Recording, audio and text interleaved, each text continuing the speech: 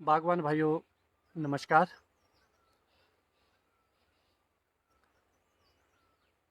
आज बागवानी की बातों के लाइव सेशन में आप सभी लोगों का स्वागत है।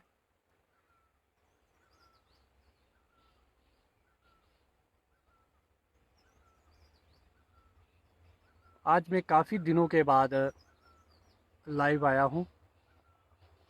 इस वजह से शायद बहुत सारे लोगों के मन में ख्याल होना कि आजकल लाइव सेशन क्यों नहीं हो रहा, या हमें सेबों से संबंधित जानकारियाँ क्यों नहीं मिल रही है। तो आप सभी लोगों की जानकारी के लिए मैं बताना चाहूँगा, पिछले 17-18 दिनों में मैंने अपनी लाइफ के बहुत बुरे दिनों में से ऐसा वक्त बिताया है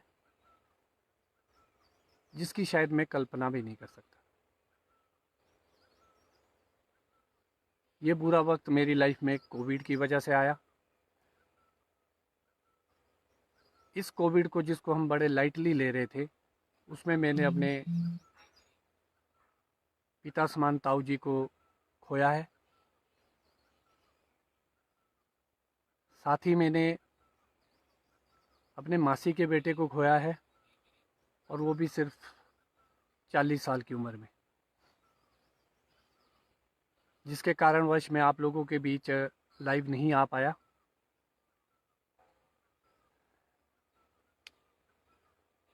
मगर मैं इस लाइव के माध्यम से आप सभी लोगों को अवगत कराना चाहूँगा, घर पे रहे, सुरक्षित रहे, सैनिटाइजेशन का इस्तेमाल करें, रेगुलर मास्क पहने, हो सके तो डबल मास्किंग करें आप। चिंता हमारे को अपने परिवार की तो है ही, साथ ही साथ आगामी सीज़न जो बिल्कुल हमारे सामने है,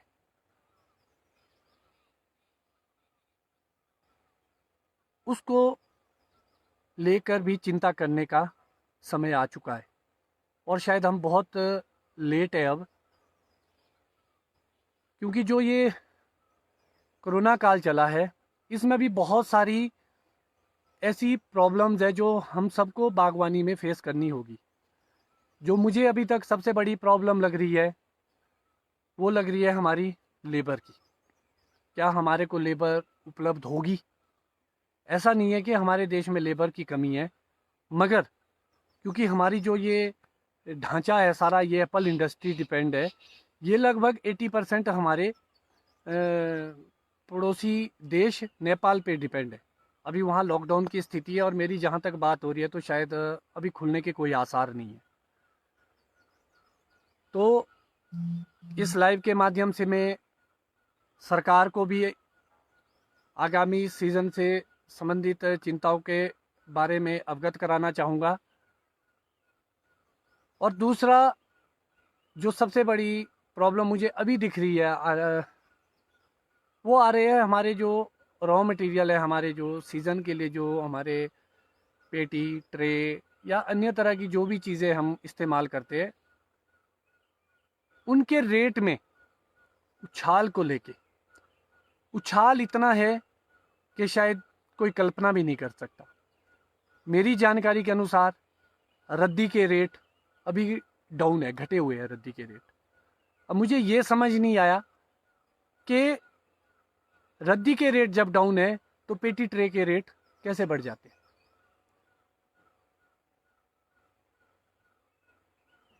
जो बॉक्स हमारे को लास्ट ईयर तक वाइट प्लस वाइट लगभग 50 से 52 रुपये का मिल रहा था, उसकी कीमत आज कहीं ना कहीं 67 रुपये से लेकर 70 रुपये तक हो चुकी है। जो अभी वर्तमान के रेट की बात मैं कर रहा हूँ। अभी आने वाले टाइम में तो रेट और ज़्यादा ऊपर जाएंगे। ब्लैक मार्केटिंग होगी। और जो ट्रे के रेट है, जो 450 के आसपास के रेट होते थे, वो अभी वर्तमान में लगभग 550 तो क्रॉस कर चुके हैं। सोचने का और चिंता का विषय है कि सीज़न आते आते इसके रेट कितने बढ़ जाएंगे। तो ये बहुत ही सोचने का विषय है हम लोगों के लिए।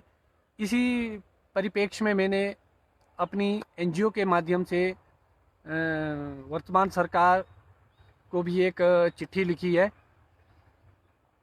अब देखते हैं कि उस पर क्या निर्णय आता है सरकार का। मगर मैं सभी बागवानों की तरफ से सरकार से निवेदन करता हूं कि आप इस चीज़ को थोड़ा सा सीरियसली लेके और जल्द से जल्द एक ऐसी,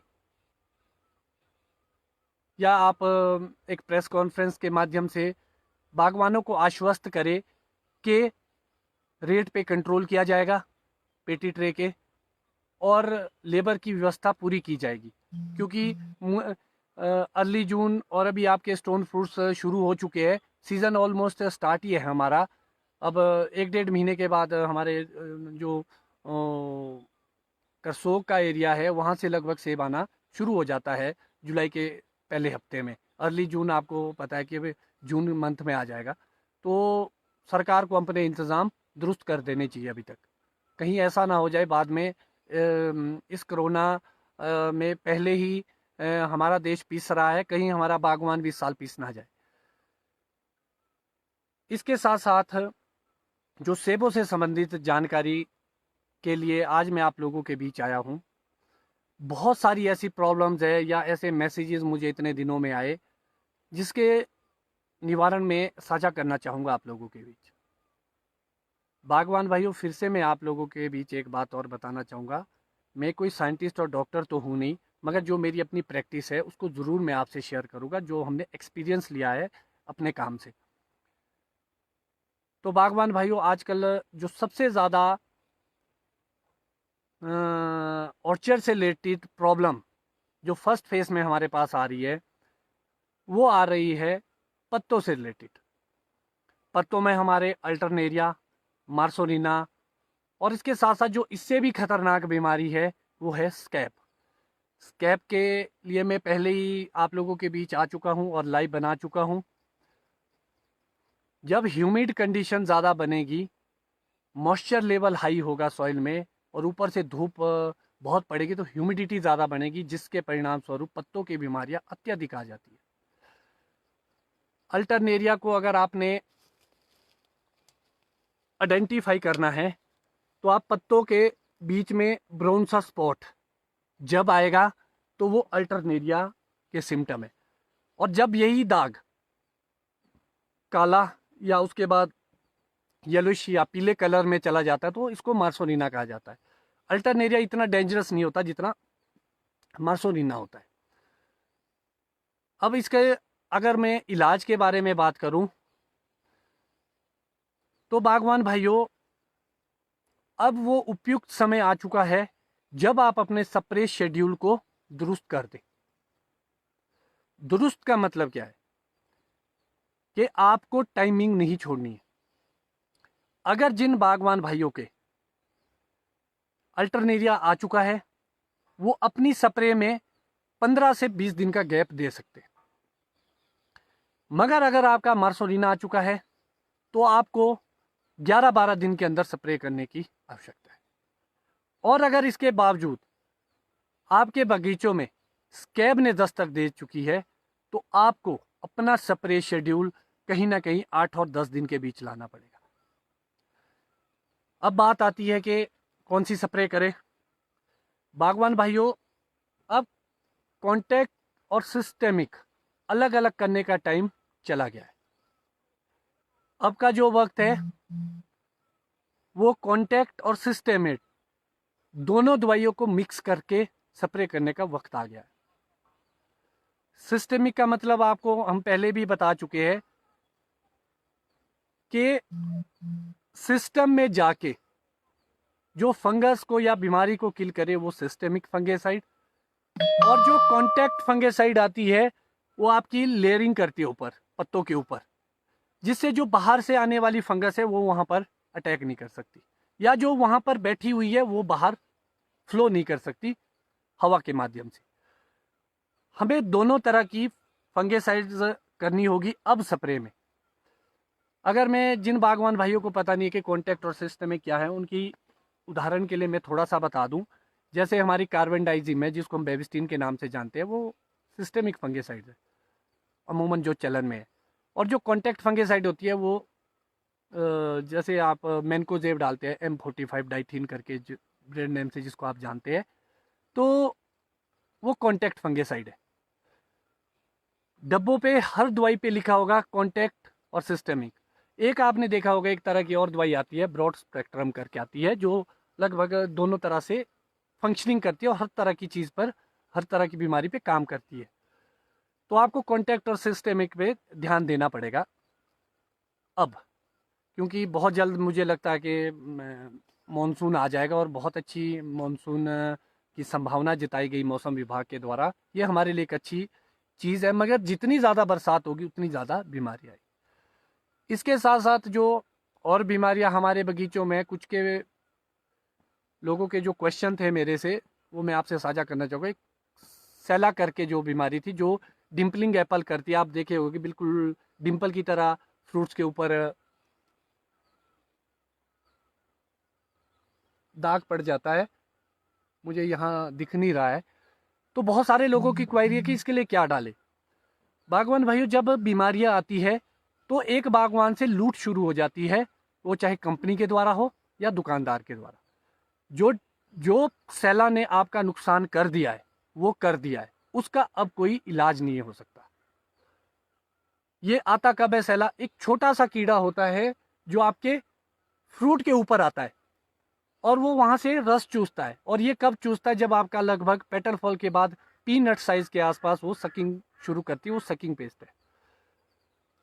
उसके परिणाम स्वरूप फ्रूट वहां डिम्पलिंग एप्पल के रूप में कन्वर्ट हो जाता है, जिसका इलाज तब संभव था, अब संभव नहीं है। इसलिए अब कुछ करने की जरूरत उसके लिए आपको नहीं है। उसके साथ साथ जो दूसरी बीमारी है जो बहुत ही खतरनाक और घातक है हमारे ऑर्चर्ड में आजकल, वो है एप्पल माइट। तो माइट वैसे 5-6 तरह की, अलग अलग तरह की होती है। तो मेनली जो ज़्यादा खतरनाक है हमारे लिए वो यूरोपियन रेड माइट है। और उसके साथ साथ जो गर्म एरिया है, जहाँ जैसे आपके किन्नौर के हो गए या करसोग का एरिया हो गया, या हमारे भी जो लोअर एलिवेशन के है, लगभग जो 5,000-4500 की 4,000 की हाइट पे है, वहाँ टू स्पॉटेड माइट ज़्यादा रहती है। तो अमूमन ये 2 तरह की माइट है जो ज़्यादा हमारे को हार्म करती है। अब इसके इलाज से संबंधित मैं आपको कुछ चीज़ें बताना चाहूँगा। जिन लोगों ने अपनी सर्दी की, ये दोनों ही बीमारियां जो स्कैब और माइट है, इसकी जो कंट्रोलिंग होती है वो हमारी फ्लोर मैनेजमेंट से लेकर विंटर मैनेजमेंट तक बहुत डिपेंड करती है कि आपने सर्दियों में क्या क्या किया था। स्कैब जब पत्तों पे आएगी वो नीचे झड़ेगी, बाद में जब वो नीचे रहेगी, अगर आपने फ्लोर मैनेजमेंट अच्छी की है, बगीचों की साफ सफाई अच्छी रखी है, पत्तों को आपने कंपोस्ट बनाया है या उसको किसी भी रूप में डिस्ट्रॉय किया, चाहे जलाने के माध्यम से या यूरिया के माध्यम से आपने उसको डिकम्पोस्ट किया है, तो आपके जो बीमारियां आएगी अल्टरनेरिया, मार्सोरिना और स्कैब या माइट, उसको कंट्रोलिंग में आपको बहुत ही मदद मिलेगी। इस साल वो बहुत कम आएगी। बहुत सारे बागवानों के प्री मेच्योर लीफ फॉल हो जाता है, मार्सोरिना से झड़ जाते हैं या अदर चीज़ों से झड़ जाते हैं। उसका बड़ा रीज़न होता है कि जी आप फ्लोर मैनेजमेंट पर ध्यान नहीं देते। आपको फ्लोर मैनेजमेंट पर ध्यान देने की अति आवश्यकता है। तो ये बीमारियां नेक्स्ट ईयर बहुत ही कम आती है। अब माइट की बात कर रहा था कि बहुत सारे लोगों को अभी भी ये पता नहीं है कि माइट कितनी डेंजरस होती है और करती क्या है। बागवान भाइयों, अगर आप इस पत्ते को देखेंगे, जो ये ऊपर का सरफेस है, आपको बिल्कुल डार्क ग्रीन दिखेगा। तो ये डार्क ग्रीन क्यों है? और दूसरी साइड आप देखेंगे थोड़ा सा फीके कलर का है उल्टी साइड से, और सुल्टी साइड से ग्रीन कलर का। ये क्यों है ऐसा? क्योंकि जो ये ग्रीन कलर है ऊपर, ये क्लोरोफिल है पत्ते का। क्लोरोफिल क्या होता है? जो सूरज की किरणें जब पत्ते के ऊपर पड़ती है तो प्रकाश संश्लेषण से पौधों का भोजन बनता है। तो जो भोजन उतना अच्छा बनेगा जितना अच्छा आपका ये क्लोरोफिल होगा। आपको ये समझने की जरूरत है कि ये क्लोरोफिल में ऐसा क्या है, उसको बचाना जरूरी तो है। जैसे माइट है वो क्यों आती है पत्तों पर, बेसिकली ये जो क्लोरोफिल है इसको खाने के लिए या चाटने के लिए आपकी माइट पत्तों के ऊपर आती है। अगर वो क्लोरोफिल खा लेगी तो आपके भोजन नहीं बनेगा, भोजन नहीं बनेगा तो आपके फ्रूट में साइज नहीं आएगा, क्वालिटी नहीं आएगी, कलर नहीं आएगा और बहुत सारी चीज़ें। और सबसे बड़ी बात, जो नेक्स्ट ईयर का बड जो अभी आपके मई जून जुलाई के आसपास जो बनता है बड, वो कहीं ना कहीं वीक बनेगा और अगली साल वो पत्तों में कन्वर्ट होगा बड आपका। इसलिए जो बीमा अगर मजबूत करना है तो आपको क्लोरोफिल अच्छा रखना पड़ेगा बगीचों में। अब बड़ी बात आती है कि माइट रहती कहाँ है। अगर हम सर्दी की बात करें तो ये रहती कहाँ है। ये जो पत्ते आपके नीचे गिर जाते हैं या उसमें नीचे रहेगी, ये लगभग 5 या 6 बार अपनी एग्लेइंग करती है। माइट एक बहुत लंबा प्रोसेस है, इसीलिए इसको अगर पूरी तरह ख़त्म करना होगा तो आपको फ्लोर मैनेजमेंट पे ज़्यादा ध्यान देना। उसके साथ साथ जो रफ सरफेस है आपके, खुरदरापन, जहाँ जैसे आपके पौधे फट जाते हैं या वहाँ है कोई स्किन आपकी ऊपर नीचे है, आप देखते होगे पीसी जैसे होते हैं स्किन में, तो उसके अंदर, या आप बीमा जो बड होता है उसके जो रफ सरफेस है वहाँ पर अपनी एग्लेइंग करती है विंटर के लिए। तो जो विंटर में आप मैनेजमेंट करते हैं, बहुत सारे लोग जो टीएसओ की स्प्रे करते हैं हायर डोज पे, वो भी एक अच्छा ऑप्शन है। या कई लोग आपके कास्टिक सोडा की स्प्रे करते हैं, वो भी एक बहुत ही अच्छा इलाज है, क्योंकि वो ऊपर ही उसको कंट्रोलिंग कर देगा, उसको बर्न कर देगा। और बहुत सारे लोग लाइम सल्फर करते हैं, वो भी कंट्रोलिंग करेगा माइट की। तो जिन लोगों ने विंटर में फ्लोर मैनेजमेंट से लेकर ऊपर पौधों पे मैनेजमेंट की होगी, उनके ये बीमारियां कम आती है, चाहे वो पत्तों से संबंधित है चाहे वो कीड़ों से संबंधित है। उसके बाद जो माइट होती है वो कब एक्टिव होती है, आपने देखा होगा कि नौनी विश्वविद्यालय के द्वारा हमारे को 4 लीटर एचएमओ की सिफारिश की जाती है करने की। जो सर्दियों में पड़ता है वो टीएसओ, ट्री स्प्रे ऑयल, और जो एसओ बोलते हैं हम, summer oil, all season HMO जिसको हम ये भी बोलते हैं, वो आपके 4 लीटर और 2 लीटर की 2 रिकमेंडेशन आती है नौनी के द्वारा। तो जो ये 2 लीटर की रिकमेंडेशन है वो क्यों आती है, क्योंकि जैसे ही आपका बड स्वेल हुआ, आपके ग्रीन पत्तियां आनी शुरू हुई, जैसे ही वो 1/2 इंच ग्रीन आता है, तो जो माइट है उनकी फर्स्ट जनरेशन चलनी शुरू हो जाती है वहाँ पे स्प्रिंग में, जैसे ही वो स्प्राउटिंग होती है, क्योंकि वो सबसे कोमल भाग होता है ऊपर, सबसे पहली ग्रोथ आपकी टिप पर आती है। तो सबसे पहले जो भोजन वहाँ चाहिए, हर कीड़े को जिंदा रहने के लिए भोजन तो चाहिए, वो जो भोजन उसको मिलेगा वहाँ पर। तो जैसे ही आप 4 लीटर का एचएमओ की स्प्रे करते हैं तो उससे वो कंट्रोलिंग आती है आपके माइट में। तो अंडों के ऊपर वो लेयरिंग ऑयल की लेयर चढ़ जाती है, जिससे वो हैचिंग नहीं हो पाती है। और जो आपके जो वयस्क है जो पैदा हो चुके हैं, वो मेटिंग ना करके एगलेइंग द्वारा से नहीं कर सकते। ये पूरी तरह से, जब भी आप एचएमओ की स्प्रे करें, पूरी तरह से भिगोए अपने पौधे को अच्छे से करें। जैसे आप पत्तों की स्प्रे करते हैं, वहाँ आपने मिस्ट देनी है, लकड़ में इतनी ज़रूरत करने की नहीं है, पत्तों को आपने थोड़ा थोड़ा मिस्ट से करनी है, कभी भी पिचकारियाँ नहीं लगानी है, वेस्ट नहीं करनी है। मगर जो ऑयल बेस्ड होती है, क्योंकि जो फिल्म चढ़ाता है वो फिल्म से दम घोट के मारता है, चाहे वो आपकी स्केल है या आपकी माइट है। तो आपको इस चीज़ का ध्यान रखना पड़ेगा कि प्रॉपर तरीके से आप स्प्रे करें। उसके साथ साथ लगभग मई और जून, अप्रैल और मई के मंथ में फिर से अब आपकी माइट एक्टिव हो जाती है, क्योंकि वहाँ ह्यूमिड कंडीशन मिल जाती है उसको। तो यहाँ भी आप जो आपके माइटी साइड या एक्री साइड जो आप करते हैं, चीज़ एक ही है दोनों, उसकी आप स्प्रे करते हैं। जैसे आप मेडन करते हैं या मिजिस्टर करते हैं, तो जो मिजिस्टर है वो आपके वयस्क को मारता है, जो आपका मेडन है वो आपको अंडों को हैचिंग से बचाता है। तो बहुत सारी कंपनियां ये भी क्लेम करती है कि दोनों चीज़ों पे जो काम करती है, ऐसी भी दवाइयाँ हमारे पास है। तो उसके बाद जो अगला जो महत्वपूर्ण पार्ट आता है आपकी माइट का, वो आता लगभग अगस्त का महीना, जब ज़्यादा ह्यूमिडिटी बनती है, वहाँ वो पीक पे चलती है अपनी माइट। तो जब अगस्त के महीने में आपकी पीक पे चलती है, वहाँ भी आपको इसको कंट्रोल करना पड़ेगा। आप ये फैलती क्यों है ज़्यादा, जब से लोगों ने इंसेक्टिसाइड अत्यधिक करना शुरू किया, जैसे आपके क्लोरोफोरिफॉस आप लोग करते हैं, थायोमेथोक्सोम करते हैं, तो उससे क्या होता है, हमारे मित्र कीट मर जाते हैं और उसके बाद माइट वाइल्डली फैल जाती है पूरे ऑर्चर्ड में, और ये बहुत ही डेंजरस है। तो आपको ध्यान रखना पड़ेगा। सबसे पहले आपको अपने बगीचों में जाके मॉनिटरिंग करनी होगी। पूरे बगीचा जो आपका है उससे लगभग आप हर कोने से, हर भाग से आप लगभग 20-30 पत्ते ज़रूर ले इकट्ठे करके। जब आप पत्तियां इकट्ठी करें तो इसको आप जांचें कि आपके माइट कितनी है। ऐसा ना हो कि भी एक माइट थी, आपने सीधे एक्रेसाइड पे चले गए और उससे क्या हुआ, वो कीड़ा तो मर गया मगर जो नई हैचिंग हुई है, जो अंडे फटेंगे वो फिर से आ जाएगी, उससे आपके जेब पे असर पड़ेगा और अनइवन आपको स्प्रे करनी पड़ेगी।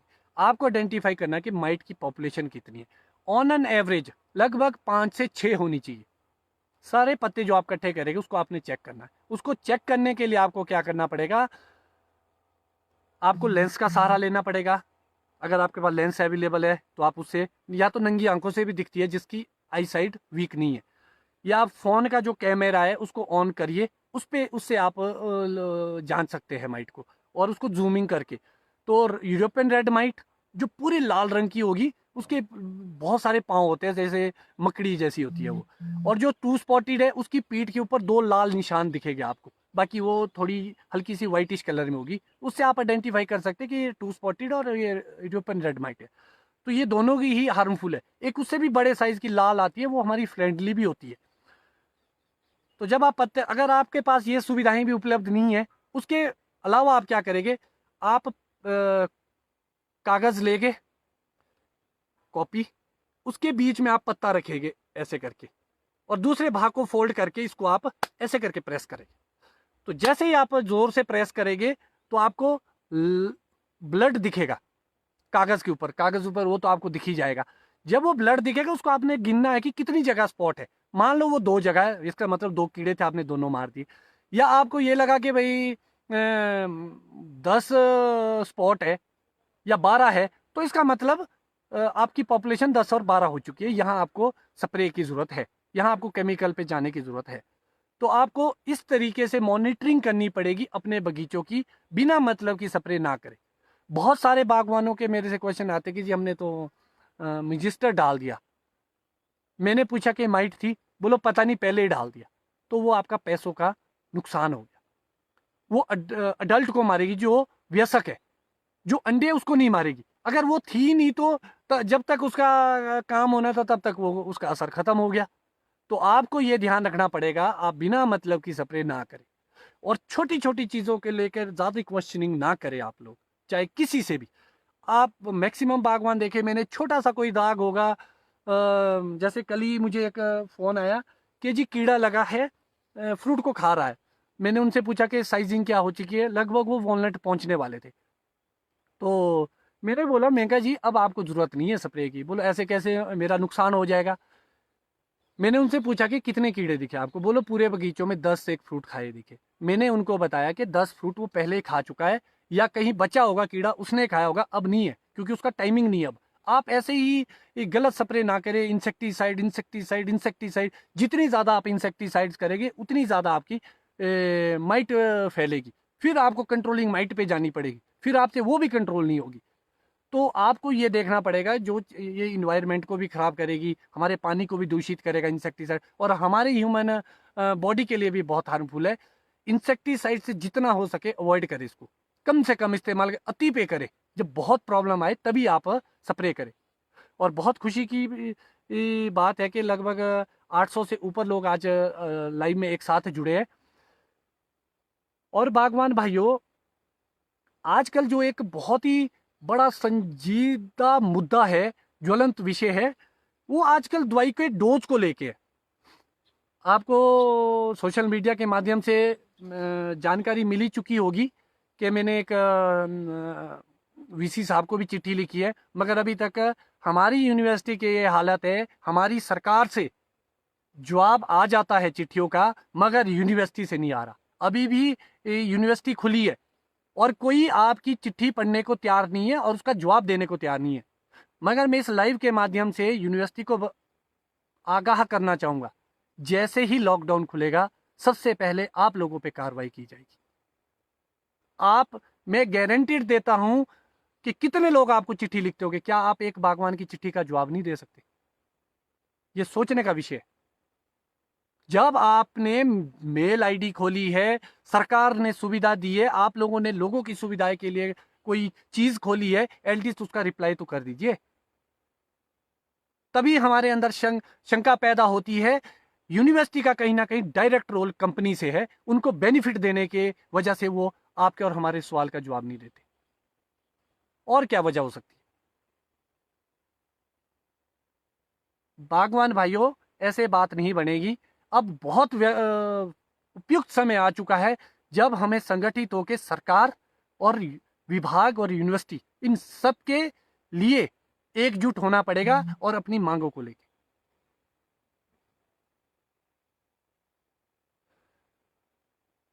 दवाई के डोज को लेकर मैंने बात की। आपने देखा होगा एक सॉल्ट के विषय में मैंने लिखा था, जो लगभग मेरी वोन में भी आता है, या एक दो कंपनी शायद और भी बनाती है उसी सॉल्ट को। तो यूनिवर्सिटी की रिकमेंडेशन 20 ml है 200 लीटर पानी में, और कंपनी हमारे से लगभग 2-3 साल से डलवा रही है 50 ml। कश्मीर में यही डोज आपके 200 लीटर पानी में 40 ml का है। आप समझ सकते हैं, जहां 20 ml पड़ना था वहां 1.5 ड्रम एक्स्ट्रा डलवा के हमारे से 50 ml डलवाया जा रहा है।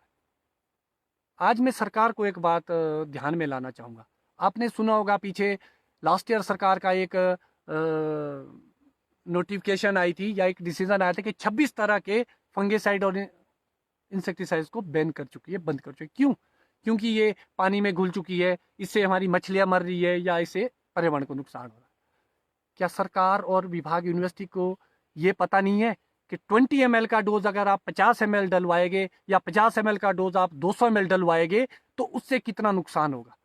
आज ये इन्वायरमेंट की सारी बातें कर रहे हैं, सिर्फ ये कागजों में और फोन पे जो वीडियोस बनाई जाती है उसके लिए ही होती है, मगर जमीनी हकीकत बहुत अलग है।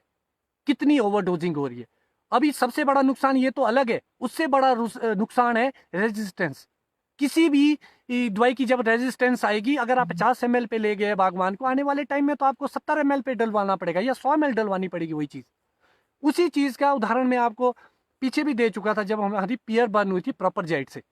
प्रॉपर जाइट की जो डोज थी वो लगभग 100 ml से चली थी।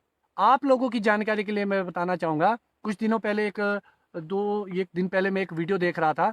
एक मशोबरा में एक लेडी डॉक्टर है, मैं नाम भूल गया उनका, शायद सुषमा भारद्वाज कुछ ऐसे करके थी। उन्होंने भी वहां मेंशन किया कि प्रॉपर जाइट का सॉल्ट 100 ml है। प्रॉपर जाइट का डोज 100 ml पर 200 लीटर पानी में। आप उस वीडियो को देख सकते हैं, अभी भी पड़ी है सोशल मीडिया में, मैंने भी सेव करके रखी है। अब सोचने का विषय, यूनिवर्सिटी की रिकमेंडेशन है चार्ट में 200 ml 200 लीटर पानी में, और आप ही के ही अंडर जो डॉक्टर है भारद्वाज जी, वो दे रहे हैं 100 ml। अब ये क्या है? 100 और 200 ml का झोल क्या है? लगभग डबल डोज। अब आप समझ सकते हैं बागवान भाइयों, हमारे साथ लूट कहां होती है, और इस साजिश में कौन कौन लोग मिले हुए होते हैं। या तो यूनिवर्सिटी गलत है, या तो फिर भारद्वाज जी गलत है। अगर ये दोनों ही सही है तो गलत कौन है? कंपनी वाले, या कंपनी को बेनिफिट देने के लिए आप उसकी ओवरडोजिंग करवाते हैं? ये सोचने का विषय है। आप लोग इसको इजी वे में ना ले, आप सोचो। आपने देखा होगा, नेटिवो की बात करता हूं मैं, टेबोकोनाजोल जो नेटिव आता था, उसकी रिकमेंडेड डोज 80 ml 200 लीटर पानी में थी, और आपसे और हमारे से कितनी डलवाई गई? 120 ml। क्यों? 80 और 120 में। आज नेटिवो के 120 में भी रिजल्ट नहीं आ रहे। कैसे आएंगे? क्योंकि रेजिस्टेंस बन चुकी है। अब आपको उसको 150 ml डालना पड़ेगा, तब जाके आपके रिजल्ट आएंगे। और बागवान भाइयों, आपको मैं बताना चाहूँगा, जो टेबोकोना जो जोल ग्रुप के या स्ट्रोबिन ग्रुप के जितने भी मॉलिक्यूल है नए, वो हमेशा कलरेशन में प्रॉब्लम ला रहे हैं। जितना ज़्यादा आप लेट इन चीज़ों पे जाएंगे, उतनी ज़्यादा आपकी कलर की प्रॉब्लम आने लगी।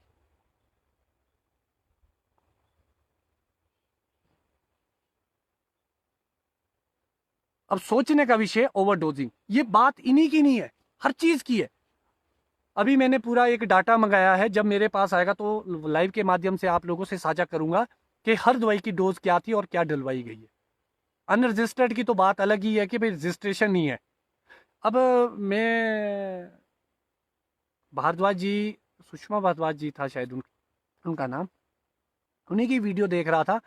उन्होंने उसमें एक चीज और बताई कि जो नौणी द्वारा प्रमाणित दवाइयां सेपरेट शेड्यूल में हो गए, आप उसी का इस्तेमाल करें, ऐसे ही बोला उन्होंने। उन्होंने प्रोपोजाइट की एक बात की कि सिम्बा और ओमाइट, ये दो हमारे पास ट्रायल बेस्ड है, जहां 3 अलग अलग एलिवेशन में हमने ट्रायल लगाए, वहां के जो उसके बाद जो आप मार्केट में होगी उसको ना खरीदे। अब मैं उन्हीं से एक क्वेश्चन पूछना चाहूंगा कि जब आपके संज्ञान में ये बात है, बिना ट्रायल के बिना रजिस्ट्रेशन के दवाइयां बाहर बिक रही है, तो आज तक आप लोगों ने उस पर कार्रवाई क्यों नहीं की? क्या ये सारा पैसों का खेल है और क्या वजह हो सकती है? अब मैं ये बात नहीं बोल रहा, ये डॉक्टर बोल रहे हैं जो नौनी और विभाग के डॉक्टर हैं। अब इसमें हम क्या सोचे इस बात को लेकर? हमें ये सोचना होगा और इस पे आत्म मंथन करने की आवश्यकता है। और आप लोगों की जानकारी के लिए मैं बताना चाहूंगा, जैसे ही लॉकडाउन खुलता है, जो हमारी एसोसिएशन है, Himalayan society for horticulture agriculture development Himachal Pradesh, उसके लिए हम मेंबरशिप ओपन करने वाले हैं। आप लोग बढ़ चढ़ कर उसमें भाग ले, फॉर्म को भरे। वो जो भी फॉर्म निकलेगा वो ऑनलाइन निकलेगा, आपको सबमिट करवाना है और आप उसके स्थायी सदस्य बनेंगे एनजीओ के। क्योंकि अगर आप ऐसे ही सोचते रहेंगे कि ऐसे ही हो जाएगा, कभी आपकी पेटी के रेट 30 रुपये ऊपर कर दिए जाएंगे, कभी आपसे डबल डोज या ट्रिपल डोज करवाया जाएगा, और यही सिलसिला चलता रहेगा। अगर आप और हम नहीं समझे तो कौन समझेगा और कब समझेंगे? कितनी जनरेशन हमने 105 साल वेस्ट कर दी अपनी। और यूनिवर्सिटी और विभाग की रिसर्च आज भी वहीं पर खड़ी है जहां 1980 के दशक में खड़ी थी। एक स्टेप भी आगे नहीं निकल पाई हमारी यूनिवर्सिटी, आज भी वहीं पर फंसी हुई है। ये भी एक चिंता का विषय। अगर कोई रिसर्च होती है तो शायद वो पेपर पे ही दब जाती है, वो ओपन आती नहीं है हमारे बीच। अब ये सोचने का विषय है बागवान भाइयों कि आप और हम इस चीज को कैसे ले सकते हैं।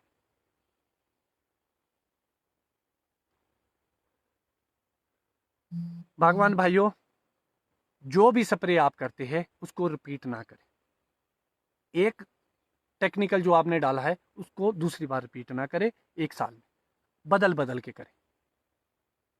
अभी डोज को लेके बहुत सारे क्वेश्चन सॉरी आए थे मेरे से।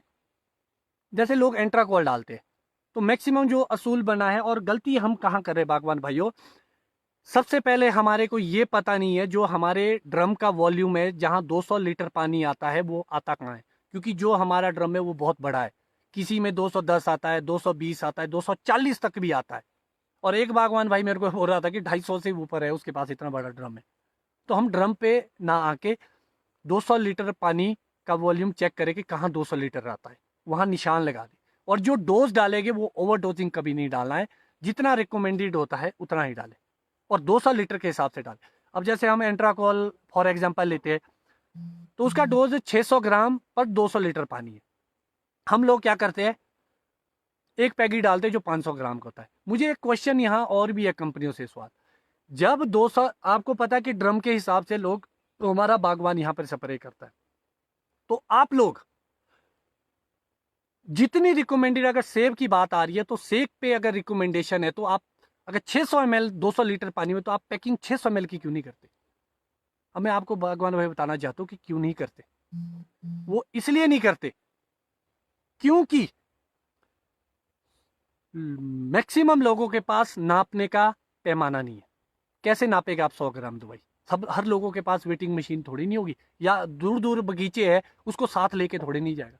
तो बागवान क्या करता है, बागवान क्या करता है, आईडीए से डाल देता है। वो आईडीए के चक्कर से 100 के बजाय वो 200 पड़ जाती है, लगभग 700 ग्राम पड़ जाती है, जिससे रेजिस्टेंस बिल्ड होती है। जब रेजिस्टेंस बिल्ड होगी तो दवाई ज्यादा लगेगी और कंपनियों की दवाइयां ज्यादा बिकेगी।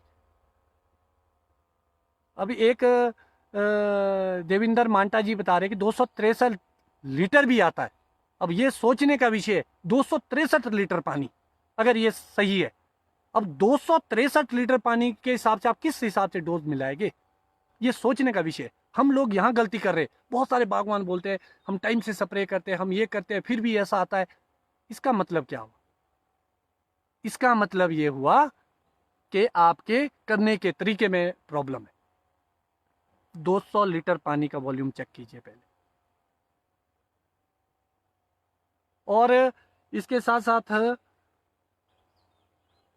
बागवान भाइयों, जैसे मैनकोजेब है जिसको हम डाइथीन इंडोफिल के नाम से जानते हैं, वो 600 ग्राम 200 लीटर पानी में पड़ती है। मैक्सिमम हम लोग एक डब्बा डालते हैं 500 ग्राम। क्या हो गया? 100 ग्राम दवाई कम और आपके 30-40 लीटर पानी ज़्यादा, तो वो वॉल्यूम नहीं बन पाता है, वो घोल नहीं बन पाता, मिक्सचर नहीं बन पाता है जो कॉन्टैक्ट और सिस्टमिक का हमने बनाया। इस वजह से हमारी बीमारियाँ ज़्यादा आती हैं। आप लोगों की जानकारी के लिए मैं बागवान भाइयों में बताना चाहूँगा, मैंने 200 लीटर में निशान लगाया होता है और प्रॉपर मैं वही डोज डालता हूँ जो रिकमेंडेड है। अभी तक कल ही मैंने सिर्फ तीसरी स्प्रे की, अलबत्ता मैं 5 और 6 स्प्रे कर चुका होता था। जब से मैंने ये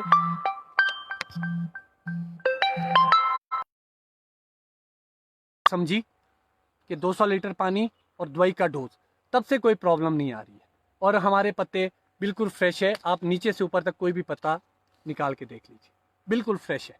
इसका बड़ा रीज़न है कि हम एक सही मात्रा में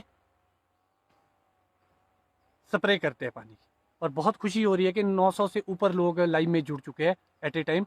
तो ये बहुत बड़ी बात है कि लोग इंटरेस्ट लेते हैं आज बागवानी में। और इसके साथ साथ बागवान भाइयों, एक और चीज़ पे मैं चर्चा करना चाहूँगा। मैंने पहले भी एक वीडियो बनाई थी समर प्रूनिंग को लेके। अगर आप लोग रेगुलर क्रॉप चाहते हैं, कलर अच्छा चाहते हैं, क्योंकि आप देखेंगे इस साल बारिश की वजह से बहुत ग्रोथ आ गई, वेजिटेटिव ग्रोथ आ गई है। अगर उससे क्या हो गया, शेड अंदर बहुत पड़ गई है, घना हो गया बगीचा। अगर आप लोग समर प्रूनिंग नहीं करेंगे तो आपके प्रॉब्लम आएगी कलर में। और जो सेब के लिए एक वॉल्यूम में बताना चाहूँगा, एक आंकड़ा, एक फ्रूट के लिए, एक दाने के लिए लगभग 50 से लेकर 75 पत्तियां होनी चाहिए। एक फ्रूट के पीछे 50 से लेकर 75 पत्तियां होनी चाहिए, 75 से ऊपर भी नहीं होनी चाहिए, इतनी ज़रूरत है ही नहीं भोजन बनाने। अगर अब कभी आपने ये आंकड़ा लगाया कि आपके पौधे में कितने फ्रूट लगे हैं और पत्तियों की तादाद कितना ज़्यादा है, तो जितनी ज़्यादा तादाद होगी उतनी ज़्यादा अंदर धूप नहीं पहुँचेगी और शेड देगी। ना अगली साल का बड बनेगा, ना आपके कलर आएगा, ना आपका साइज आएगा। तो आपको ये ध्यान रखना पड़ेगा कि एक बैलेंस आपको मेंटेन रखना पड़ेगा पत्तों और फ्रूट में। इस साल जो मेरा ऑर्चर्ड है, मैंने लगभग 80 से लेकर 85% तक फ्रूट को थिनिंग किया है, काट के फेंक चुका हूँ मैं। फ्रूट थिनिंग मैं बहुत काम करता हूँ। लगभग 1 महीने से ऊपर का वक्त हो गया जब से मैं फ्रूट थिनिंग में लगा हूँ, और शायद अभी भी बहुत सारी जगह ऐसा लग रहा है कि दोबारा से करनी पड़ेगी मुझे। तो फ्रूट का कॉम्बिनेशन पत्तों का और फ्रूट का बनाना बहुत ज़रूरी है। आपको समर प्रूनिंग पे जाना ही पड़ेगा। मैंने पिछली वीडियो में भी आपको बताया था, जितने नए वाटर शूट्स बने उसको आप इतने पीस पर से काट दो और नया बड बनेगा। और अगली साल के लिए बहुत सारी जगह ऐसा होगा कि अगली साल का बड बन, जहाँ आपने रिंग के लिए पिन छोड़ी थी, रिंग से आगे जो ग्रोथ जाएगी आप रिंग पर से काट दीजिए। पीछे की आइज डेड पड़ी है, वो स्प्राउट होके बड बनेगी अगली साल। तो ये बहुत सारी चीज़ें हैं जिस पे आपको फोकस करने की आवश्यकता है। इसके साथ साथ बागवान भाइयों, जो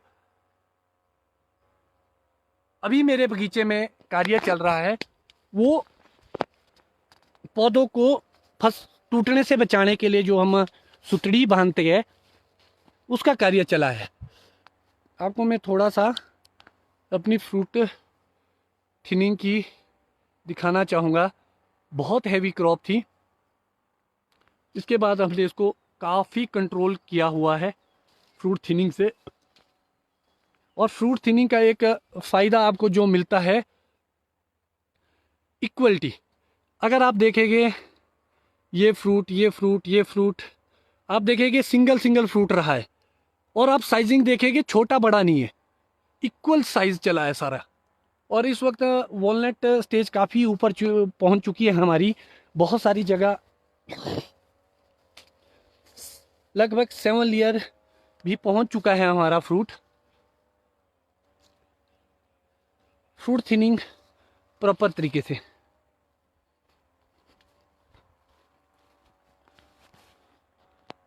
जो ये भी लगभग वॉलनट के आसपास पहुंच चुके हैं और सारे फ्रूट का साइज इक्वल है।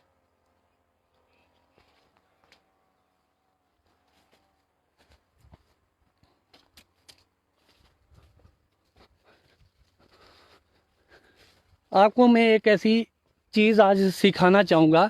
जब भी आप धागा बांधते हैं, लगभग 1000 आदमी लाइन में जुड़ चुका है।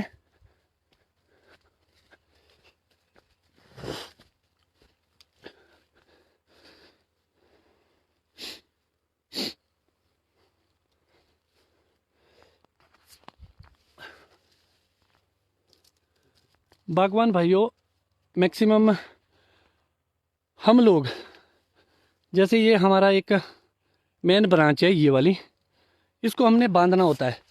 तो मैक्सिमम बागवान क्या करता है, इसको यहाँ से बांध लेगा और पार ले जाएगा, जिससे ये यहाँ से ब्रेक हो जाता है।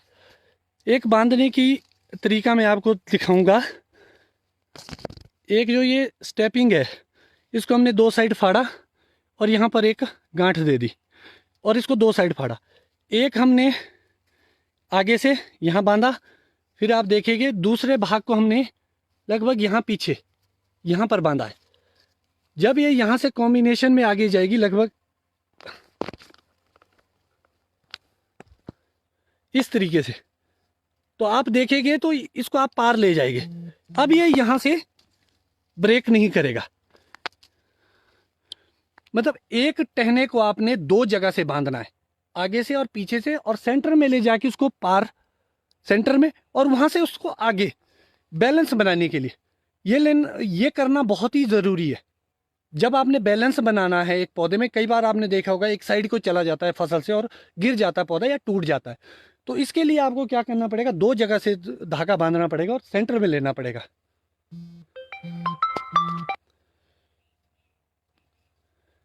HD Sharma ji, fruit sizing के लिए की बात आपने की। फ्रूट साइजिंग के लिए सबसे ज़रूरी तो आपका जो काम होता है वो होता है फ्रूट थिनिंग। आपको फ्रूट थिनिंग अच्छे से करनी होगी और टाइम से करनी होगी। फ्रूट थिनिंग लगभग मई महीने तक फारिग हो जानी चाहिए मेरे हिसाब से। बहुत सारे लोग जुलाई में भी करते हैं, जो छोटा सेब रह जाता है उसको काट देते हैं, जो बड़े ग्रोवर्स होते हैं उसका भी उनको बेनिफिट मिलता है। मगर जो सही समय है अब तक वो कंप्लीट हो जानी चाहिए एक। और दूसरी बड़ी बात होती है साइजिंग पे आपका सेल का डिवीज़न। आपने क्या क्या चीज़ें ऐसी डाली है जिससे सेल डिवीज़न हुआ है, उस चीज़ पे बहुत सारी चीज़ें डिपेंड करेगी कि आपने फ्रूट साइजिंग को लेके। और उसके बाद लाइट पेनिट्रेशन, लाइट बड़ी अच्छी पहुंच जानी चाहिए अंदर। जितनी ज़्यादा लाइट होगी उतना ज़्यादा आपका साइज और कलर में फ़ायदा मिलेगा आप लोगों को। इसके साथ साथ बागवान भाइयों, जो और एक महत्वपूर्ण भाग है, आपका जो तौलिया है, जो ये वाला भाग है, अब वक्त आ चुका है इसको साफ करने का। बिल्कुल नज़दीक आपने देखा होगा कीड़ा लग जाएगा। अब बहुत सारे 2 तरह के कीड़े के बाद में रिंग बोरर भी आता है जो रिंग मार देता है छोटे पौधों में। तो आपका जो अंदर का भाग है लगभग 1-1.5 फुट का पौधे के आसपास का, उसको आपको साफ करना है अगर आप बाहर का नहीं कर सकते। वैसे तो आजकल आप सारा घास काट के मल्चिंग कर सकते हैं अपने तौलिए की, जिससे घास कम उगेगा। और कीड़ा सबसे ज़्यादा तब लगता है, आपके पौधे को डैमेज करता है अगर आपके वहाँ घास उगा है, खरपतवार उगा है। तो आपको इस चीज़ का ध्यान रखना पड़ेगा अपने बगीचों की साफ सफाई को लेके। और बागवान भाइयों, इसके साथ साथ आपका कोई और क्वेश्चन हो तो आप कर सकते हैं लाइव में। सुरेंद्र चौहान जी, आजकल कोई ऐसी स्प्रे नहीं जो पर्टिकुलर टाइम के लिए बनी है। आपको मैंने पहले भी बताया, कॉन्टैक्ट और सिस्टमिक जो आप पहले कर चुके हैं उसको रिपीट ना करें। बदल बदल के स्प्रेज करें, कॉम्बिनेशन में करें।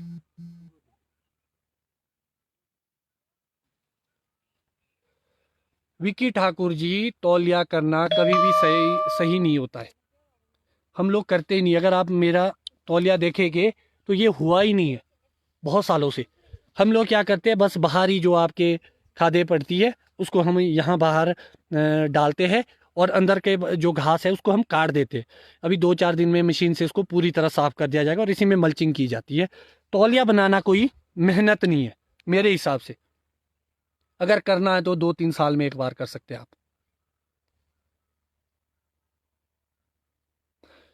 रिंकू वर्मा जी, बिल्कुल सही क्वेश्चन। मैं भी भूल चुका था, मुझे भी कहीं कहीं दिखा।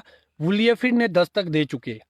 अब वुलियफिड के लिए तो आपको केमिकल पे जाना पड़ेगा।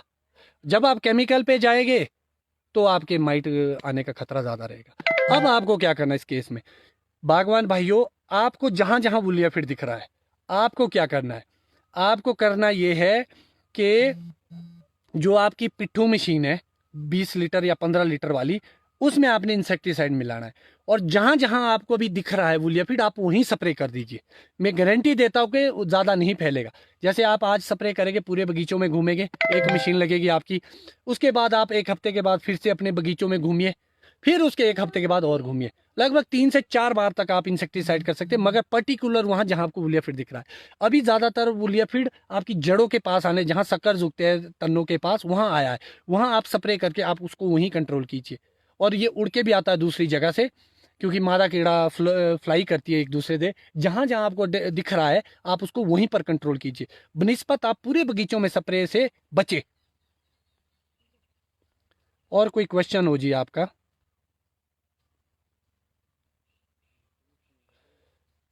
मन्नू राणा जी, पीले पत्ते हो रहे हैं। एक तो पीला पत्ता होता है जी बिल्कुल छोटा सा आपके, अगर मैं आपको दिखा पाऊंगा तो लगभग जो ये छोटा पत्ता होता है पीछे, बहुत छोटा सा, ये वाला, ये पीला बनता है।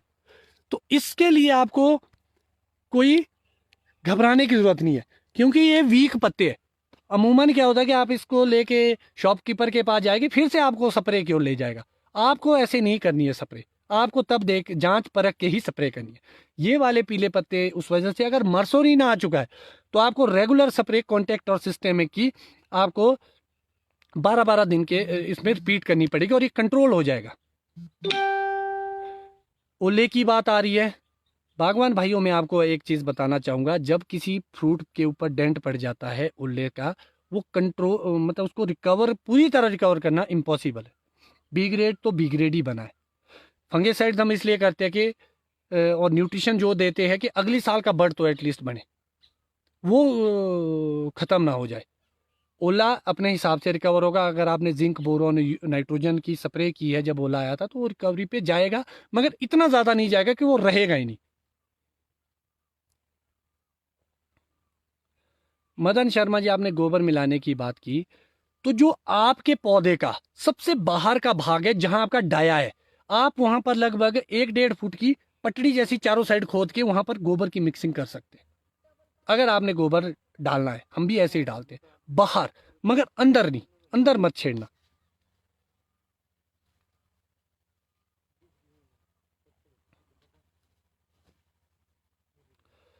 हेम प्रकाश शर्मा जी, कैल्शियम और पोटेशियम आजकल कर सकते हैं। जो आपकी बैलेंस न्यूट्रिशन मैनेजमेंट है, उसमें आपको एनपीके वॉलनट स्टेज तक नाइट्रोजन आपको रेगुलरली देना पड़ता है, क्योंकि सेल डिवीजन सबसे ज़्यादा वो करता है, और क्लोरोफिल भी बड़ा बढ़िया बनाता है।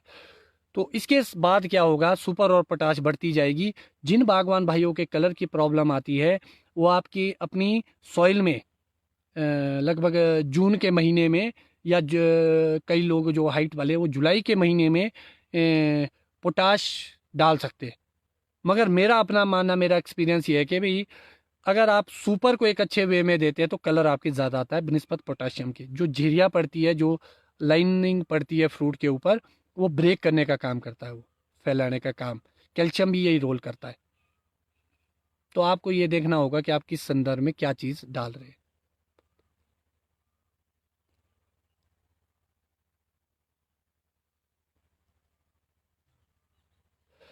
विकास पनाइक, जो थ्रेज हुई, पत्तों का लगभग ऐसे मुड़ चुकी होगी आपकी, ऐसी। ये सारा पाउडरी मिल्ड्यू का काम है। पत्तियां अगर नालू की तरह बन जाए तो पता पाउडरी मिल्ड्यू है। आप लेट है, पाउडरी मिल्ड्यू का इलाज आपको पेटल फॉल से ही करना पड़ता है, जिसके बाद ये प्रॉब्लम नहीं आती है।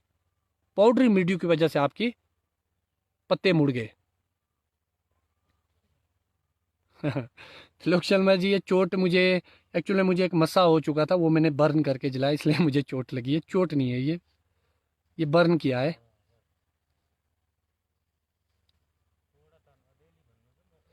राजकृष्ण जी, जो टॉप में आपके छोटी पत्तियां आ रही है उसके बहुत सारे रीजन है।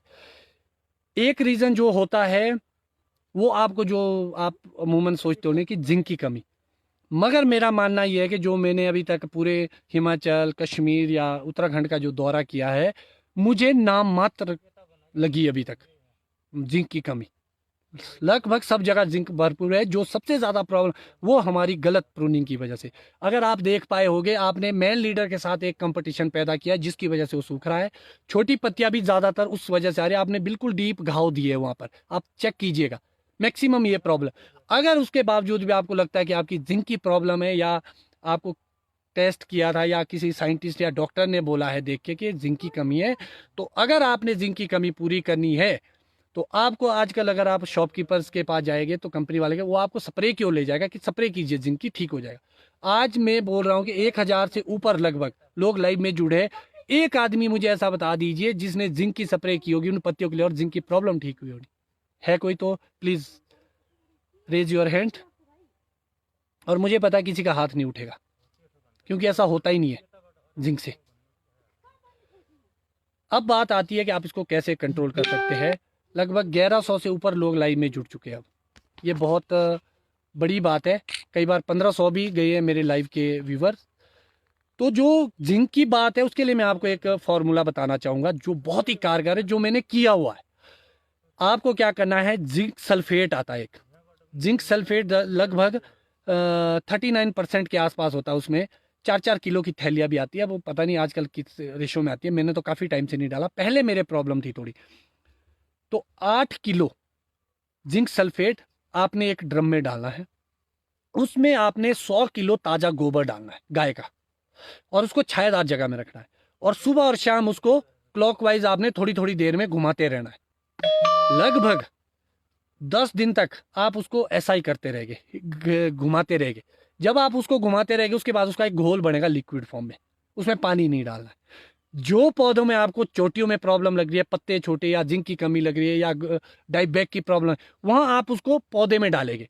तो जो मैं बताना चाहूंगा, लगभग जो आपका 15-20 साल का पौधा, उसमें 4 से 5 लीटर पानी आप डालेंगे, वो लिक्विड फॉर्म बन जाएगा वो गोबर और जिंक का।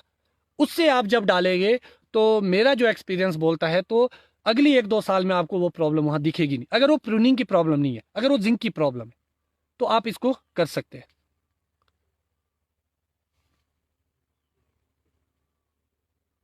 सुरेश ठाकुर जी, आप मुझे ये बताइए, इंसेक्टिसाइड के साथ यूरिया डाला, यूरिया तो आप डाल सकते हैं वॉलनट स्टेज तक, क्योंकि आपने सेल डिवीजन करवाना है वहां तक, वो अच्छी चीज है। मगर इंसेक्टिसाइड किस लिए?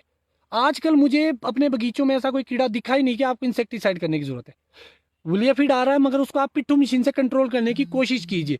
अगर कभी पूरे बगीचे में वुलियाफिड फैल जाएगा बहुत खतरनाक तरीके से, तब आपको स्प्रे पे जाना पड़ेगा। मगर जैसे ही आप उस पे जाएंगे, उसके बाद आपको तैयार रहना पड़ेगा कि आपको माइट की इलाज करना है, क्योंकि माइट आएगी उसके बाद। तो उसके लिए भी आप तैयार रहे।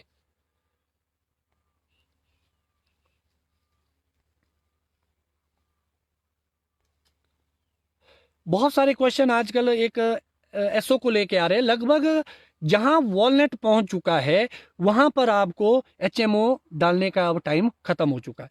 मेरे हिसाब से जो उपयुक्त समय है एचएमओ का, वो आपका पीनट साइज के आसपास है। वॉलनट अब बहुत लेट हो चुका है, मेरे हिसाब से बहुत लेट हो चुका है। अब बाकी क्या बोलते हैं मुझे नहीं पता, मगर अब आप बहुत लेट है। अब आप समर ऑयल पे ना जाए मेरे हिसाब से।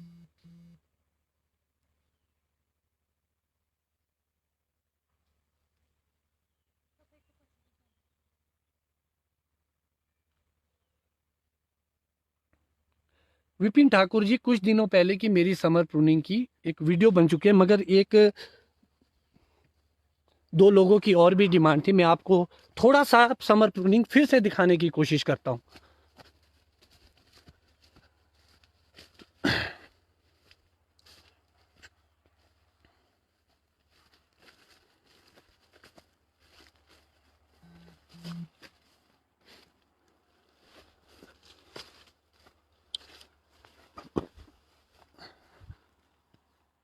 समर प्रूनिंग में बागवान भाई आप देखेंगे ये ब्रांच आपकी यहाँ आगे की ओर जा रही है। आप इसको यहाँ कंट्रोल करके यहाँ काट सकते हैं। आप देखेंगे यहाँ रिंग पड़ा है, आप इसको रिंग पर से काटेंगे। आप देखेंगे ये शूट्स भाग रहे हैं। जो भी शूट्स आपको भागते हुए दिखेंगे उसको आप ऐसे करके काटेंगे। ये देखिए आप, ये वाला शूट बहुत ऊपर चला गया है, लगभग 1.5 फुट, तो आप इसको लगभग यहाँ से काटेंगे। ये साइड ब्रांच है ये वाला। जितने भी ये शूट्स भाग रहे हैं इसको आप ऐसे काटेंगे, कहीं से भी, ये कोई मायने नहीं रखता कि कहाँ से। फिर बात आती है टॉप की। जो आपके ये टॉप है, टॉप पे सिर्फ एक सिंगल जो मेन टहना है उसको रखना है, और जो ये साइड वाला है इसको आपको ऐसे काटना है। अब आप देखेंगे इस टहने को बिल्कुल खुला हो चुका है, बिल्कुल खाली हो चुका है।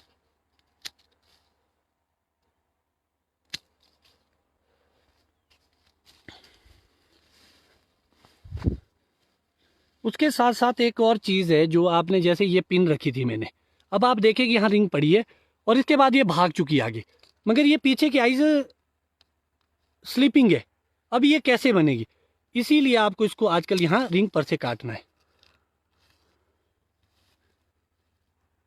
ये देखिए, रिंग का मतलब है कि आपने यहाँ ये खाड़ियाँ छोड़ देनी है नीचे को। अब इसके बाद क्या होगा, सेव फ्लो वापस जाके ये आइज को यहाँ से स्प्राउट कराएगा और नया बड बनेगा। ये जितने भी ये आपको छूटे हुए दिख रहे हैं ये आपने सारे काटने हैं रिंग पर से।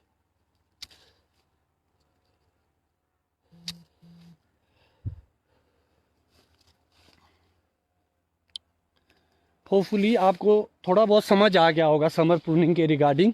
और बड़े पौधों में जितने भी अंदर के वाटर शूट्स है उसको आप सबको कट करेंगे, स्टब कट।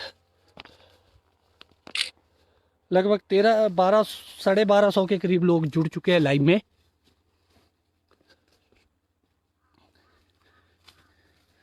एक चीज़ और मैं आपको यहाँ से, बहुत सारे ऐसे शूट्स है जो ऊपर की ओर भाग चुके हैं, तो आपको ये सारे ही शूट्स अंदर से इसको काट देने। एक सेकंड,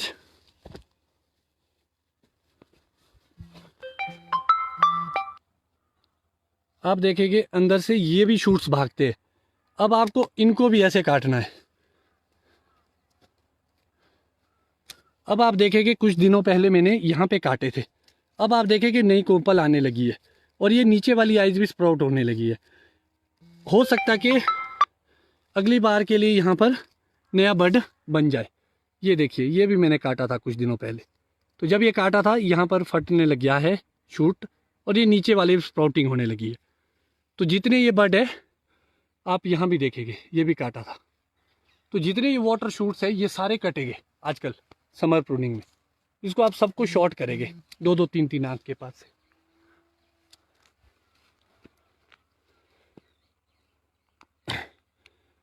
तो बागवान भाइयों, ये तो हमारी समर प्रूनिंग से रिलेटेड था। अब एक और महत्वपूर्ण बात है, मैक्सिमम बागवान ने छोटे पौधे लगाए हैं जिसमें अभी क्रॉप नहीं आ रही है, और उसको बहुत सारे क्वेश्चन ऐसे थे कि उसको ग्रोइंग कैसे करें, या कुछ लोग नर्सरी में भी काम कर रहे हैं कि ग्रोथ नहीं आ रही है, या छोटे पौधे जो आपने लगाए हैं वो ग्रो नहीं कर पाते। तो बागवान भाइयों एक चीज़ याद रखना, जो ग्रोथ लाता है पौधों में वो लाता है सबसे ज़्यादा नाइट्रोजन। याद रखना, हर 15 दिन में जो छठे पौधे आपने लगाए हैं आप कैल्शियम नाइट्रेट डालिए, या कई लोग यूरिया भी डालते हैं, मगर मैं यूरिया को इतना अच्छा नहीं मानता जितना कैल्शियम नाइट्रेट को क्योंकि वो नाइट्रेट और अमोनिकल दोनों फॉर्म में, जिस फॉर्म में पौधा लेता है। और जैसे बरसात बहुत बढ़िया है, मॉइस्चर है, तो आप यूरिया भी अप्लाई कर सकते हैं, थोड़ा थोड़ा, बस इतना सा डालना है, बहुत छोटी मुट्ठी। अगर आप कैल्शियम नाइट्रेट डालते हैं वो भी बस इतनी छोटी सी मुट्ठी, हर 15 दिन में बाहर थोड़ा सा डाल के उसको हल्की हल्की गुड़ाई कर देना। आजकल भी आप डाल सकते हैं, और 15-15 दिन के गैप के बाद आप इसको, या आप जो NPK आता है 12, 11, 18, इस टाइम में कई लोग 12, 32, 16 डालते हैं। तो जो भी आप ये चीज़ें डालते हैं, एक एक थोड़ी थोड़ी मुट्ठी और हल्की हल्की हर 15 दिन में आपने रिपीट करनी है अपने छोटे पेड़ों में, जिसमें आपकी क्रॉप नहीं आ रही। तो अब आपको जैसे वॉलनट के बाद क्रॉस कर चुका है, जिसमें आपकी फल लगे हैं, उसमें आप नाइट्रोजन नहीं दे सकते अब ज़्यादा, वो ग्रीनरी की ओर जाएगा, फिर कलर की प्रॉब्लम आएगी आप लोगों की। आप लोगों को ये ध्यान रखना पड़ेगा कि आप छोटे पौधों में अभी मेहनत करने का उपयुक्त समय, अगर उसमें आपको अच्छी वेजिटेशन और या अच्छी ग्रोथ चाहिए। लगभग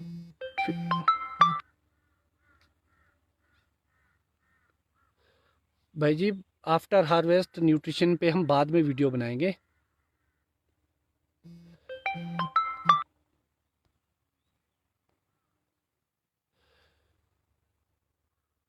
एक क्वेश्चन छूट गया है मुझसे।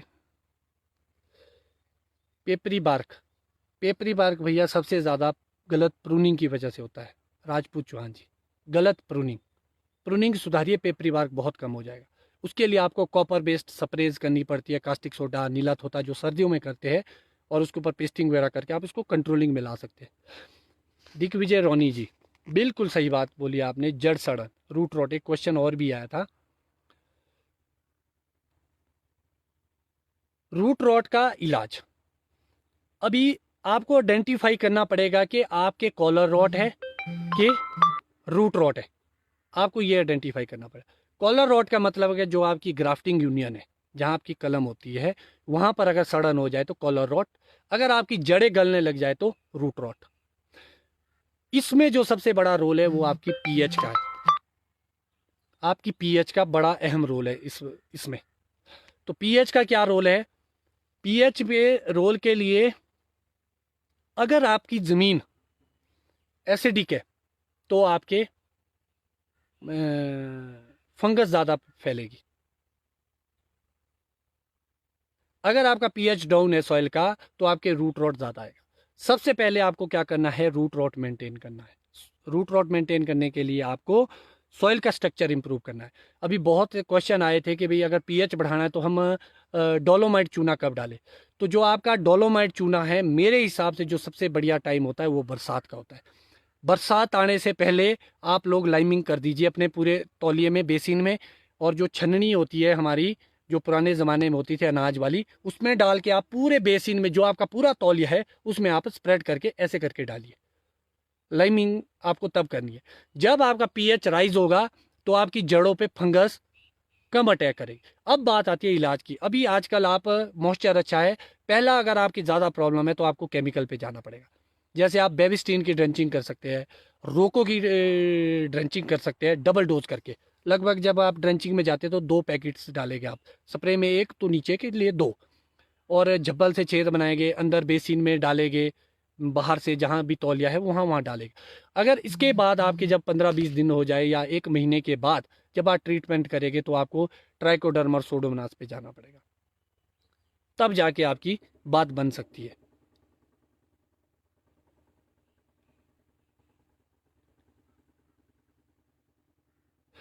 अच्छा, एक बहुत इंपॉर्टेंट क्वेश्चन पूछा है बेंडिंग को लेके। तो बागवान भाइयों, मैं आपको बताना चाहूँगा, आजकल आप टूथपिक बेंडिंग पे जाए, टूथपिक लगाए और उसको क्रॉच एंगल जो आया है आपका, ऐसा एंगल, उसको आप बाहर की ओर ले जाएंगे। तो जब वो बाहर की ओर जाएगा, बेंडिंग का टाइम, एक तो कई लोग अभी करते हैं, मगर अभी एक प्रॉब्लम आती है बेंडिंग में।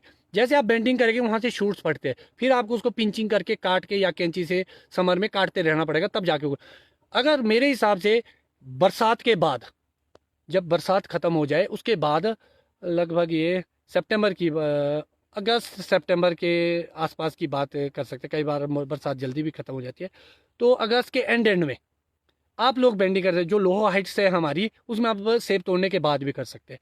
तो जो बेंडिंग सुतड़ी बेंडिंग है, वो आप जितना लेट करेंगे उतने आपके वो कम निकलेगी ऊपर को। बिल्कुल। वुलियाफिड के लिए आपने एलिका का नाम लिया, ये थायोमेथोक्सोम सॉल्ट है इसमें। तो थायोमेथोक्सोम बढ़िया है, मगर ये माइट बहुत बढ़ाता है, एक चीज़ का याद रखना आप लोग।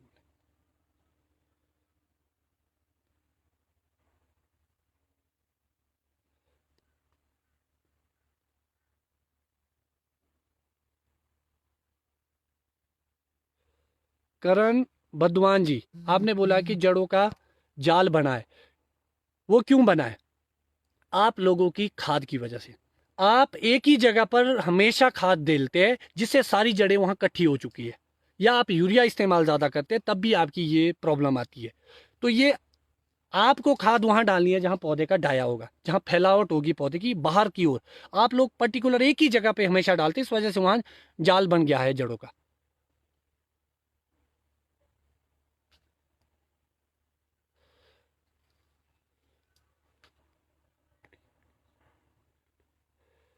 विक्की धांटा जी, जो आपकी पीली पत्तियां है, इसके दो रीज़न है।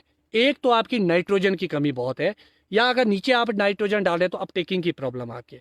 अगर आपकी अपटेकिंग की प्रॉब्लम है तो आपको पहले सॉइल का पीएच चेक करना पड़ेगा। एक दूसरा पीलापन आता है क्लोरोफिल की कमी। तो क्लोरोफिल आपके जिंक से भी आता है, मैग्नीशियम से आता है, नाइट्रोजन से आता है। बहुत सारी चीज़ें होती है जो आप ये सीवीड टाइप में डालते, इससे क्लोरोफिल बनता है। समर एचएमओ के बाद आपने देखा होगा बड़ा शाइनी हो जाता है पत्ता। ये भी एक अच्छी चीज़ हो सकती है क्लोरोफिल के लिए। पहले आपको सॉइल चेक करनी पड़ेगी, उसके बाद आप आगे का नेक्स्ट। आप मुझे फोटोग्राफ्स भेज सकते हैं, मैं कोशिश करूँगा कि उसके माध्यम से। और बागवान भाइयों, अंत में मैं एक चीज़ और बताना चाहूँगा कि आप लोग ज़रूर एनजीओ का हिस्सा बने, बढ़ चढ़ कर भाग ले, अगर आपने अपना फ्यूचर ब्राइट करना है। ऐसा ना हो जाए कि हम कुछ एक दो चीज़ के चारों साइड ही चक्कर काटते रह जाए। और ये जो वीडियो है, आप इसको हमेशा शेयर करते ज़रूर रहिए। शेयर करने से ये रीच बढ़ती है और उन लोगों तक जानकारियाँ पहुँचती है जहाँ तक वो पहुँच नहीं पाती। जितना ज़्यादा आप शेयर, और जिन लोगों के पास आपके यूट्यूब के चैनल है, आप ये वीडियो यूट्यूब पे भी डाल सकते हैं, जिससे जानकारी हर आदमी तक पहुँचे। और हमें इस चीज़ का विशेष ध्यान रखना पड़ेगा, किसी भी बीमारी के आने से पहले जब तक वो आइडेंटिफाई आप ना कर लो, तब तक किसी भी नतीजे या स्प्रे पे ना जाए। खास तौर पर दुकानदार और कंपनी मैन, वहां से बचे आप। पहले आप आइडेंटिफाई कीजिए किसी, जो भी आपके कोई भी प्रोग्रेसिव बागवान है जहां आपकी रीच है, जिससे आपकी बात होती है, कुछ लोगों से डिस्कस कीजिए। जब तक आप पूरे निष्कर्ष पे ना पहुंचे, तब तक किसी भी बीमारी का इलाज करने की ओर ना जाए। ऐसा ना हो जाए कि आप गलत स्प्रे करें गलत तरीके से, जो आपके लिए उल्टा नुकसानदेह है।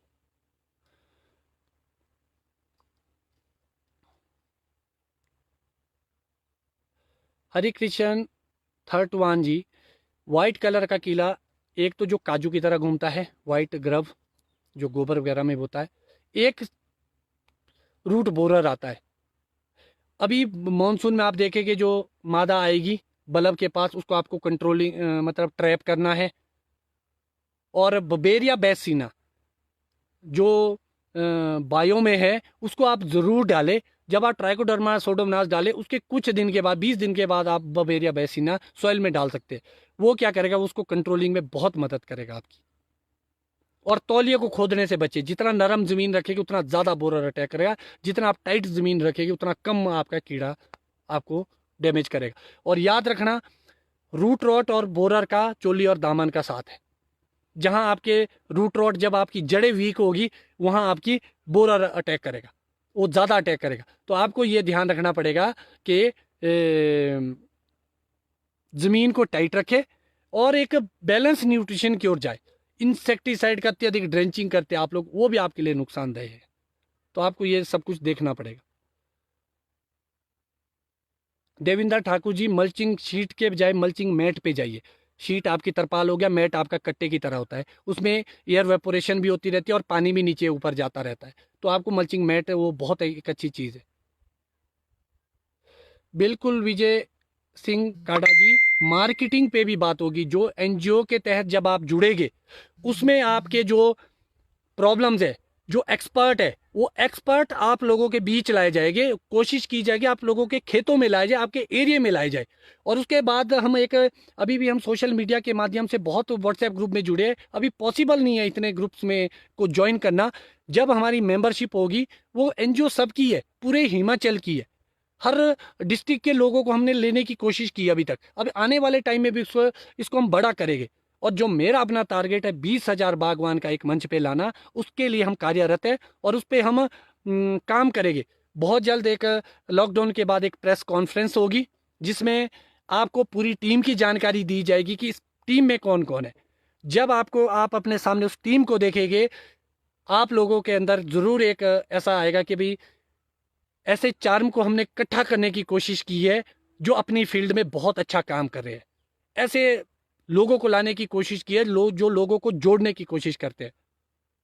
वो आपके सामने बहुत जल्द होगा कि हमारी टीम में कौन कौन है। मगर आप भी ज़रूर हिस्सा बने, क्योंकि सब लोगों की भागीदारी के बिना कोई भी कार्य नहीं संपूर्ण हो सकता। अगर हमने सरकार से लड़ना है, विभाग और यूनिवर्सिटी के गलत सिस्टम से लड़ना है, हमें सरकार से भी नहीं लड़ना। बेसिकली सरकार, विभाग, यूनिवर्सिटी का जो सिस्टम है, हमें उससे लड़ना है। वो सिस्टम में सुधार तब होगा जब आप और हम एक फोरम पे आएंगे। और ये प्रॉफिट के लिए नहीं बनाई गई ये एनजीओ, मार्केटिंग होगी, अदर चीज़ों पे इस पे डिस्कशन होगा। सरकार को अपनी बातें पहुंचाने, विभाग और यूनिवर्सिटी से अपनी बातें मनवाने के लिए हम कार्यरत रहेंगे। हम और आप मिलके काम करेंगे। याद रखना, एकता में बल है। जो डिमांड्स आज हम कर रहे हैं या मैं चिट्ठी के माध्यम से कर रहा हूं, अगर हमारा ये फॉरम बना होता और हम सेक्रेटरीट के बाहर 5,000 आदमी भी इकट्ठा हो जाए, 20 की तो छोड़िए, तो मेरे हिसाब से मांगे वही मानी जाती है। तो आप लोगों को ये चीज़ ध्यान रखनी होगी कि जुड़ने की ज़रूरत है। बहुत जल्द एक फॉर्म निकलेगा, आप उसको भरे और एक एनजीओ का हिस्सा बने। इस एनजीओ को हम बाद में बहुत बड़ा करेंगे। इसको कश्मीर से लेकर हम नॉर्थ ईस्ट तक ले जाएंगे, क्योंकि इंडस्ट्री तो हमारे देश की है और हमारी है। हम इसको ज़रूर बड़ा करेंगे और अच्छे वे में करेंगे। तो बागवान भाइयों, मेरे हिसाब से आज बहुत ही जो ज़रूरी टॉपिक थे उसको मैं छू चुका हूँ। कुछ दिनों के बाद जो भी मुझे और महत्वपूर्ण कोई बात लगेगी या जो काम करने का बगीचों से रिलेटेड कोई चीज़ होगी, उस पर डिस्कशन करने के लिए मैं ज़रूर आप लोगों के बीच आऊँगा। मगर लॉकडाउन की स्थिति में भी आप अपने परिवार का, अपने रिश्तेदारी का और अपना सबका ख्याल रखें। मास्क पहने, सोशल डिस्टेंसिंग का पालन करें, बिना मतलब के बाजार में ना घूमने ना जाए, क्योंकि जब कोई अपना खोया जाता है ना जी, तब पता लगता है। मैं खुद आइसोलेशन में रहा हूँ 14-15 दिन से, तो मुझे पता है कि घर के अंदर रहना बहुत टफ होता है लॉकडाउन आइसोलेशन में। तो आइसोलेशन की ज़रूरत ही क्यों है? अपने बगीचों में रहे, अपना काम करे और अपने और अपने परिवार की ज़रूर सेफ्टी रखे, क्योंकि हॉस्पिटल की स्थिति बहुत बुरी है, बहुत बुरी। मैं देख के आ चुका हूँ। हॉस्पिटल जाने से अच्छा कि आप घर पे सुरक्षित रहे। हमारा सीज़न आने वाला है, अपनी तैयारियां ज़रूर करें, अपनी लेबर की प्रॉब्लम ज़रूर पहले ही सॉल्व कर दें। मुझे लगता है कि बहुत प्रॉब्लम आने वाली है। और पेटी ट्रे वालों के जो रेट बढ़े, उसके खिलाफ हम ज़रूर आवाज़ उठाएंगे। और बहुत जल्द लॉकडाउन के बाद हम अपनी एनजीओ के फॉर्म सबमिट कराएंगे और सरकार के ऊपर प्रेशर ज़रूर क्रिएट करेंगे। और मुझे एक क्वेश्चन और है यहाँ पे सरकार से रिलेटेड। अब हमारे लगभग 4, अगर मैं यहीं की बात करूँ, लगभग 4 से 5 करोड़ पेटियां हो जाती है। जब ज़्यादा होती है तो 4-1 करोड़, शायद इस साल भी 4-1 करोड़ पहुंच जाए। जब इतनी पेटियां है तो हम क्यों खरीदे? सरकार क्यों ना अपने एक प्लांट्स ऐसे लगाए जिसमें पेटी ट्रे आपकी यही बने और पूरी साल भर बनाते रहे। सरकार का अपना इनकम भी बढ़ेगी और ये जो मार्केटिंग कंट्रोलिंग है रेट की, वो भी शायद कंट्रोल होगी। सरकार को इस चीज़ पर भी गहन चिंतन करने की आवश्यकता है। ये बात मैं भी सरकार तक पहुंचाने की कोशिश करूंगा कि क्या इस संदर्भ में कोई काम हो सकता है। क्यों ना अपना हिमाचल के ही अंदर हम यहीं पर, अगर शिमला की बात करें, सबसे ज़्यादा सेफ शिमला में होता है, क्यों ना यहीं ठेव के आसपास ही 2-3 इंडस्ट्री ऐसी लगाई जाए जहां आपके कार्टन और ट्रे बनेगी। जब आप सरकारी तरीके से बनाएंगे, जो एक्चुअल कॉस्ट है उसी रेट पे जब बागवान को मिलेगी, तो मार्केटिंग कंट्रोलिंग ज़रूर आएगी रेट को लेके। तो ये मेरी एक सजेशन है सरकार से और आप लोगों से भी, कि क्या ऐसा हो सकता है? अगर हो सकता है तो ज़रूर हमें इस संदर्भ में बात करनी चाहिए और काम करना चाहिए। तो बागवान भाइयों, आज के लिए फ़िलहाल इतना ही। बागवानी को सीरियसली ले, दिल लगा के करे। इसमें बहुत स्कोप है, बिजनेस के स्कोप भी है और एक अच्छी ज़िंदगी जीने के स्कोप भी है। तो आप लोग सीरियस होके बागवानी करें और अच्छे वे में बागवानी करें, स्मार्ट वे में, ना कि गलत तरीके से बागवानी। गलत तरीके से बागवानी आपको हमेशा अंधकार की ओर ले जाएगी और स्मार्ट वर्किंग और अच्छे तरीके की बागवानी आपको हमेशा सूरज और उजाले की ओर ले जाएगी। ये आप लोगों ने देखना है कि आपने अंधेरे की ओर जाना है कि उजाले की ओर जाना है। बागवानी की बातों में अगली बार नए विषयों के साथ फिर से आप लोगों के बीच आएंगे। जय हिंद, जय भारत, जय हिमाचल, जय किसान, जय बागवान।